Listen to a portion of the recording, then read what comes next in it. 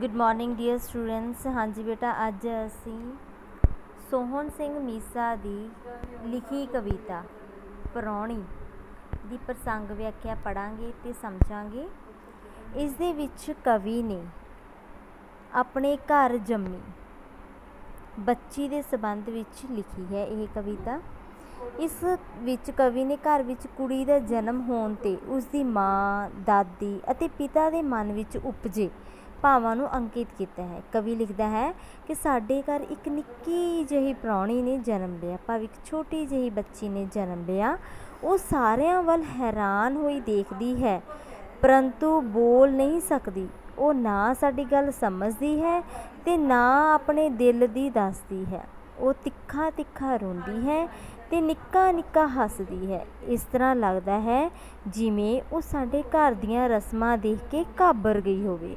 वो बड़ियां औखियां वाटां कट के आई लगती है। पता नहीं रब ने उसनूं किहड़े देश तो भेजिया है। जनेपे दियां पीड़ां नाल भन्नी हुई नव जम्मी बच्ची दी माँ शर्मिंदगी जही दिखाई दिंदी है। उसदे चेहरे उत्ते उदासी छाई हुई है। वो पुत्तर दे जन्म की आस करती सी। उसकी सबर भरी चुप दसदी है कि वो अपने आप नूं मजबूर समझदी है ते आख रही है कि इस विच उसका कोई कसूर नहीं। जो रब नूं मंजूर सी सो हो गया। नवजम्मी बच्ची की दादी कहती है कि ये पराया धन है, इसने साडे कोलों पिछले जन्म का कोई उधार लेना है। हुण तो ही परिवार नूं इसदे विआह दा फिक्र करना चाहिए है, क्योंकि कुड़ियां कौड़ियां वेल वांग वधदियां हन। अज जम्मी है भलके इसने मुटियार हो जाना है, इसलिए इस प्राहुणे लई कोई प्राहुणा लभो। जानो कि साडे सिर उत्ते भार चढ़ गया है।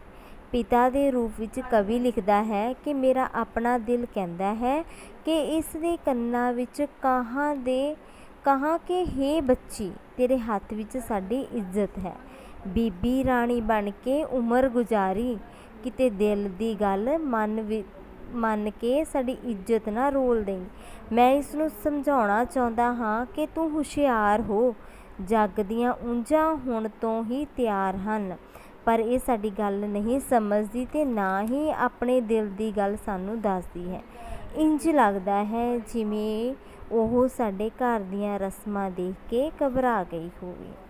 सो इस कविता दे विच सोहन सिंह मीसा लिखते हैं, साडे घर अज निक्की जही प्राहुणी आई। साडे घर एक निक्की जही प्राहुणी आई है, एक निक्की जही कुड़ी ने जन्म लिया है।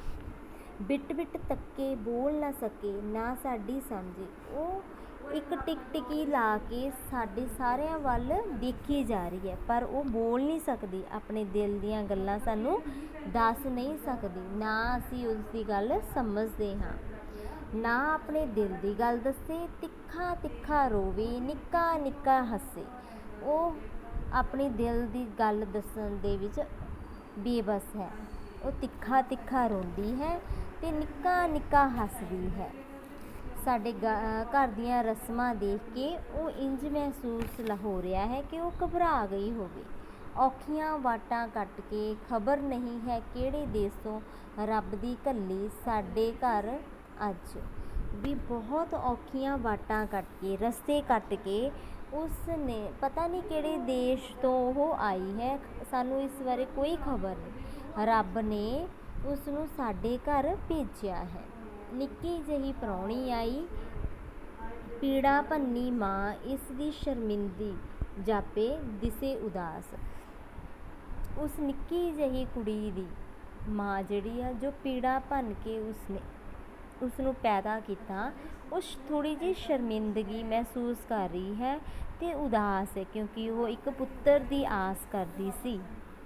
उसनूं होर दी आस, भाव के उसनूं पुत्तर दी आस सी। उसकी सबर भरी खामोशी का मतलब मजबूर, जो रब नूं मंजूर मेरा नहीं कसूर। वो कहती है कि जो रब नूं मंजूर सी सो हो गया, इहदे विच मेरा तां कोई कसूर नहीं। दादी कहे ये धन पराया, इसने लैना पिछले जन्म का कोई उधार। जिहड़ी दादी सी वो कहती है कि ये तां पराया धन है, ਇਸ ਨੇ ਸਾਡੇ ਤੋਂ ਪਿਛਲੇ ਜਨਮ ਤੋਂ ਕੁਝ ਉਧਾਰ ਲੈਣਾ ਹੈ। ਹੁਣ ਤੋਂ ਫਿਕਰ ਕਰੇ ਪਰਿਵਾਰ, ਕੁੜੀਆਂ ਵਧਣ ਕੌੜੀ ਵੇਲ ਦੇ ਵਾਂਗੂ, ਜੰਮੀ ਅੱਜ ਭਲਕੇ ਮੁਟਿਆਰ, ਢੂੰਡੋ ਇਸ ਲਈ ਹੁਣੇ ਪ੍ਰਾਹੁਣਾ। ਹੁਣ ਤੋਂ ਇਸ ਦੇ ਪਰਿਵਾਰ ਨੂੰ ਕਿਹਾ ਜਾਂਦਾ ਹੈ ਕਿ ਫਿਕਰ ਕਰਨੀ ਸ਼ੁਰੂ ਕਰ ਦਿੱਤੋ। ਕੁੜੀਆਂ ਵਧਣ, ਕਿਉਂਕਿ ਕੁੜੀਆਂ ਇੱਕਦਮ ਵੱਧ ਜਾਂਦੀਆਂ ਨੇ ਕੌੜੀ ਵੇਲ ਵਾਂਗ, ਅਤੇ ਜੰਮੀ ਅੱਜ ਭਲਕੇ ਮੁਟਿਆਰ, ਅੱਜ ਉਹ ਮੁਟਿਆਰ ਹੋ ਗਈ ਅਤੇ ਇਸ ਲਈ ਉਸ ਦਾ ਪ੍ਰਾਹੁਣਾ ਉਸ ਦੇ ਲਈ ਲੱਭੋ। ਚੜ੍ਹ ਗਿਆ ਜਾਣੋ ਸਿਰ 'ਤੇ ਭਾਰ, ਜੀ ਕਹਿੰਦਾ ਏ ਕਹਿ ਦਿਆਂ ਇਸ ਦੇ ਕੰਨੀ, ਤੇਰੇ ਹੱਥ ਵਿੱਚ ਇੱਜ਼ਤ ਸਾਡੀ। ਪਿਓ ਕਹਿੰਦਾ ਹੈ ਕਿ ਮੇਰਾ ਜੀ ਕਰਦਾ ਹੈ ਕਿ ਮੈਂ ਇਸ ਨੂੰ ਕਹਾਂ ਕਿ ਤੂੰ ਸਾਡੇ ਘਰ ਦੀ ਇੱਜ਼ਤ ਹੈ, ਸਾਡੇ ਘਰ ਦੀ ਤੂੰ ਇੱਜ਼ਤ ਬਣ ਕੇ ਰਹੀਂ ਅਤੇ ਇਸ ਨੂੰ ਕੋਈ ਵੀ ਲਾਜ ਨਾ ਲਗਾਏ। ਬੀਬੀ ਬਣ ਕੇ ਉਮਰ ਗੁਜ਼ਾਰੀ, ਇੱਕ ਬੀਬਾ ਬੱਚਾ ਬਣ ਕੇ ਸਾਰੀ ਉਮਰ ਲੰਘਾ ਦੀ। ਦੇਖੀ ਦਿਲ ਦੀ ਗੱਲ ਨਾ ਮੰਨੀ, ਆਪਣੇ ਦਿਲ ਦੀ ਗੱਲ ਮੰਨ ਕੇ ਕਿਸੇ ਬੁਰੇ ਰਸਤੇ 'ਚ ਨਾ ਪੈ ਜਾਈ। ਸਮਝਾ ਦੇਵਾਂ ਬੱਚੀਏ ਹੋ ਹੁਸ਼ਿਆਰ, ਕਿ ਉਸਦਾ ਪਿਓ ਕਹਿੰਦਾ ਹੈ ਕਿ ਮੇਰਾ ਜੀ ਕਰਦਾ ਹੈ ਕਿ ਮੈਂ ਇਸ ਨੂੰ ਸਮਝਾਵਾਂ ਕਿ ਹੇ ਬੱਚੀਏ ਤੂੰ ਹੁਸ਼ਿਆਰ ਹੋ ਜਾ, ਕਿਉਂਕਿ ਜੱਗ ਦੀਆਂ ਜਿਹੜੀਆਂ ਉਂਝਾਂ ਨੇ ਹੁਣੇ ਤਿਆਰ ਨੇ, ਪਰ ਇਹ ਸਾਡੀ ਗੱਲ ਨਾ ਸਮਝੇ। ਉਹ ਛੋਟੀ ਜਿਹੀ ਬੱਚੀ, ਉਹ ਸਾਡੀਆਂ ਗੱਲਾਂ ਹਜੇ ਨਹੀਂ ਸਮਝ ਸਕਦੀ ਕਿ ਅੱਜ ਕੱਲ੍ਹ ਦਾ ਜਿਹੜਾ ਜ਼ਮਾਨਾ ਹੈ ਉਹ ਕਿਸ ਤਰ੍ਹਾਂ ਦਾ ਹੈ, ਕਿਸ ਤਰ੍ਹਾਂ ਉਂਝਾ ਲਾਉਣ ਵਾਲਾ ਹੈ। ਨਾ ਆਪਣੇ ਦਿਲ ਦੀ ਗੱਲ ਦੱਸੇ, ਤਿੱਖਾ ਤਿੱਖਾ ਰੋਵੇ, ਨਿੱਕਾ ਨਿੱਕਾ ਹੱਸੇ, ਸਾਡੇ ਘਰ ਦੀਆਂ ਰਸਮਾਂ ਵੇਖ ਜਿਵੇਂ ਘਬਰਾਈ। ਇਸੇ ਕਰਕੇ ਨਾ ਉਹ ਆਪਣੀ ਦਿਲ ਦੀ ਗੱਲ ਦੱਸ ਸਕਦੀ ਹੈ, ਸਿਰਫ ਤਿੱਖਾ ਤਿੱਖਾ ਰੋਂਦੀ ਹੈ ਅਤੇ ਨਿੱਕਾ ਨਿੱਕਾ ਹੱਸਦੀ ਹੈ। ਸਾਡੇ ਘਰ ਦੀਆਂ ਜਿਹੜੀਆਂ ਰਸਮਾਂ ਦੇਖ ਕੇ ਉਹ ਘਬਰਾ ਗਈ ਹੈ। ਰੱਬ ਦੀ ਘੱਲੀ ਖਬਰ ਨਹੀਂ ਹੈ ਕਿਹੜੇ ਦੇਸੋਂ, ਸਾਡੇ ਘਰ ਅੱਜ ਨਿੱਕੀ ਜਿਹੀ ਪ੍ਰਾਹੁਣੀ ਆਈ। ਇਸ ਕਰਕੇ ਰੱਬ ਦੀ ਜਿਹੜੀ ਘੱਲੀ ਹੋਈ ਇਹ ਛੋਟੀ ਜਿਹੀ ਬੱਚੀ ਪਤਾ ਨਹੀਂ ਕਿਹੜੇ ਦੇਸੋਂ ਆਈ ਹੈ ਅਤੇ ਇਹ ਸਾਡੇ ਘਰ ਇੱਕ ਨਿੱਕੀ ਜਿਹੀ ਪ੍ਰਾਹੁਣੀ ਹੈ ਅਤੇ ਇਸ ਨੂੰ ਬੜਾ ਹੀ ਪਿਆਰ ਦਿੱਤਾ ਜਾਵੇ।